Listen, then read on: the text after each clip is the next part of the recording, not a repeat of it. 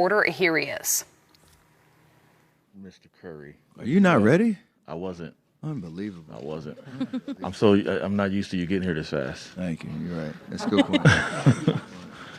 When you see Draymond,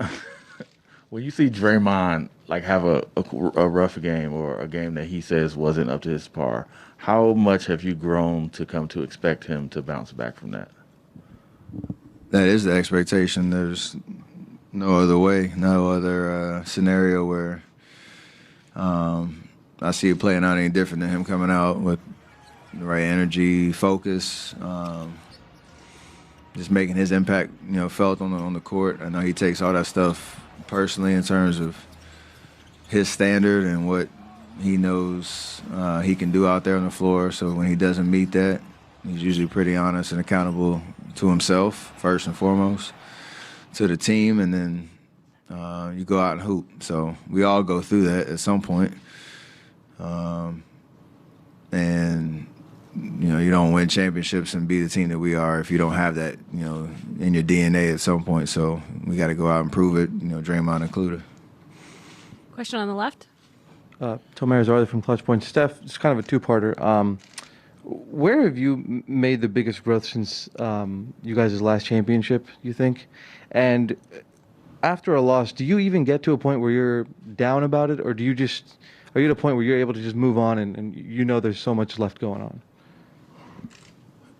I mean, if you're not down about it and you're not in your feelings, then that's a problem because then it doesn't matter. You have to feel it.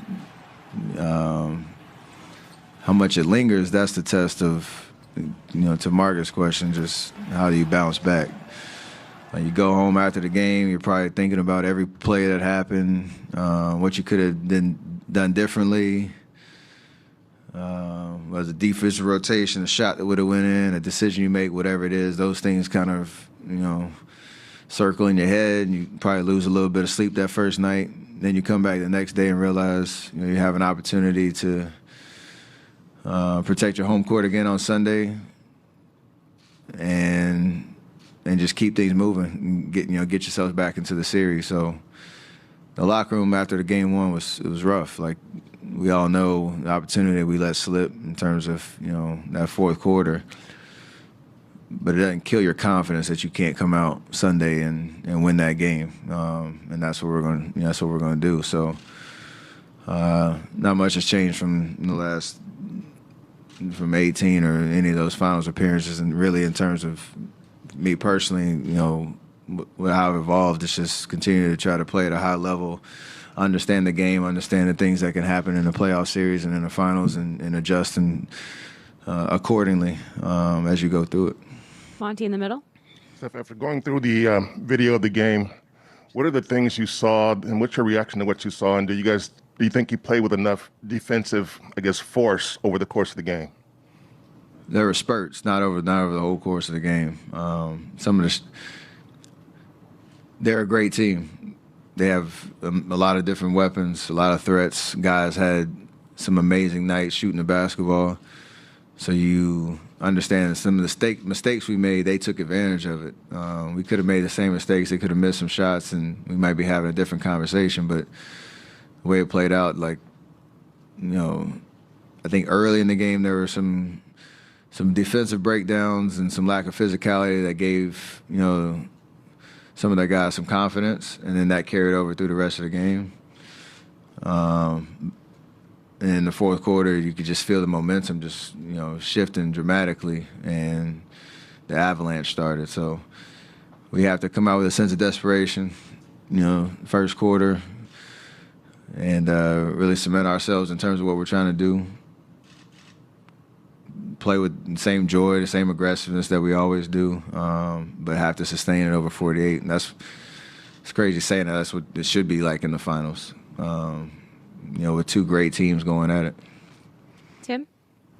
Tim Reynolds, Associated Press. Steph, you guys have had that crazy streak. I think it's like 26 consecutive series with a road win. Boston is 8-2 on the road in these playoffs. I mean, obviously you got to be really, really good to get to the finals, but how does really, really good become really, really great on the road? Like, what's the defining characteristic that a team has to have to consistently win on the road at this level? The ability to win games a lot of different ways. Even if shots aren't falling, you can buckle down and get stops. If shots are falling, you capitalize on that momentum, kind of like Boston did in the fourth. And there's really no panic. I think our experience, we've been down big on the road and come back. We've won some ugly games on the road, low-scoring games. We've won some shootouts. Like it's a lot of different scenarios that you find yourself in, and you have to be prepared and have the personnel and the resiliency to kind of be able to live in those moments. And there's just a lot of chemistry and toughness that shows up in the biggest of moments. So, like you said, it's two great teams that have demonstrated the ability to go outside of their home and get wins. We're obviously going to have to do that one time to win this series, but obviously for us it starts protecting our home court on Sunday. Mark? Hey, Steph, what's been your message to Jordan on what it'll take to bounce back in Game 2? Be yourself. I guess feel what remember what it felt like, in terms of your adrenaline and your emotions coming out, in the game. Try to get yourself, asserted, maybe slow down just a little bit to kind of see the pictures a little bit better. But he didn't have to change anything about, the way he plays or the way he attacks or where, he feels the most confident in terms of making an impact on the game. You just have to be able to bottle up those emotions and the adrenaline, because it is different. It's a different experience being, knowing it's the finals and you go through that in your first experience. It's a little different. So don't want to over communicate to him on that front and clog his mind with anything other than just going out and having fun and playing basketball. Melissa on the right. Hey, Steph. I know you're probably not on Twitter after Game 1 checking what people are saying, but I'm sure some of that noise still probably seeps through. I'm curious just how much of it does seep through and how much does that affect you guys at this point? I think as much as you want it to. However much attention you want to put on, whether you're reading it, hearing it, whatever it is. It comes with experience of knowing narratives change really quickly, and everybody's trying to guess what's going to happen in the series and, overreacting or properly reacting to everything. So it never really gets to me as much in terms of it changing anything other than the expectations I have for myself out there on the court, or, again, the standard that I've set for myself in terms of how I'm supposed to play. At the end of the day, it is just about winning the basketball game. So if we go out there and do that on Sunday, I'm sure whatever the noise is will be a little bit more favorable for us. But right now, we allowed Game 1 to get away from us, and we gotta respond. Say what? Do you use it as motivation? Yes and no. Like, it's just kind of a through line of your entire career and every year that you play in this league and every experience you go through. It's not just, now we're in the finals, I need some more motivation to get the job done at all. CJ in the middle. What's up, Steph? Were you surprised that Gary wasn't in the Game 1 rotation? And when he is able to get back on the court, what does he bring to a series like this? Well, he's just a defensive menace in terms of being able to guard a lot of different positions. He gets into the ball, makes people uncomfortable. He can disrupt a lot of different actions and different situations out there. He even has a knack on the offensive end, just being in the right place at the right time, and gives us great energy. So the fact that he's available is big, just because of what he's been through these last 3-4 weeks. I don't know if I was surprised he wasn't in, because I don't know too much about how he really feels and what the conversations is with with coach and the training staff and all that. But the fact that he's available, I know he has to be ready, because his number can be called at any moment, and he has to go be the GP that we know him to be.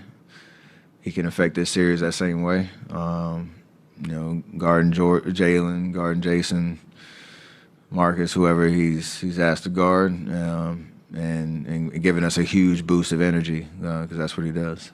Last couple of questions, Rohan in the middle. Steph, obviously you've seen every defense over the course of the playoffs, the finals. Boston in particular, I think, switched more than any team this season. What would you say in general are keys for a Warriors offense to beat teams that are switching? Over the years, what have you guys found success doing when you're trying to beat teams that are switching on you? You got to take care of the basketball because the way we move bodies and move the ball, switching is designed to keep everything on the perimeter, keep bodies in between the man and the basket. Try to force you into tough shots, but it also allows some confusion at times if you run your sets hard. One, if you get stops and you can run in transition because it's hard to match up and know where you're switching and all that type of stuff. And like I said, we've seen it before with Houston series, even OKC a little bit back in the day, and they have the personnel to be able to do it. So it's their bread and butter. It's why what worked for them to be a number one defense in the league. But there are ways to attack it. And like I said, we scored 108 points. Game one, that should be plenty to win a game. We have to get stops ourselves on the other end to allow our offense to do what it does. Last question, Om on the right. Steph, Om Young with ESPN. The other day you said that you felt that this group is resilient. This is the first time, though, that this particular team has been down 0-1. What other moments in this postseason gives you that confidence of why they're resilient? And what did you see and feel from the team in the last 48 hours or even this morning? I think you look at how we responded Game 5 to Game 6 in the Memphis series. Game 4 to 5 in Dallas series. Even moments throughout the regular season where things were starting to get away from us a little bit at times, and kind of have your come to Jesus moment, how we need to play right, how we gonna flip the script and get things right back on the right track, and we usually responded pretty well, and it's a collective effort of a focus on the defensive end first and foremost, and just an understanding of how we all work together to create good shots on the offensive end. You said it's the first time we've been down 0-1. It's the first time for a lot of things with this particular group, and we're here in the finals for a reason because we figured it out along the way. And if we want to get back in the series, we got to figure it out again. Come to Jesus moment? Absolutely. Thanks, Steph.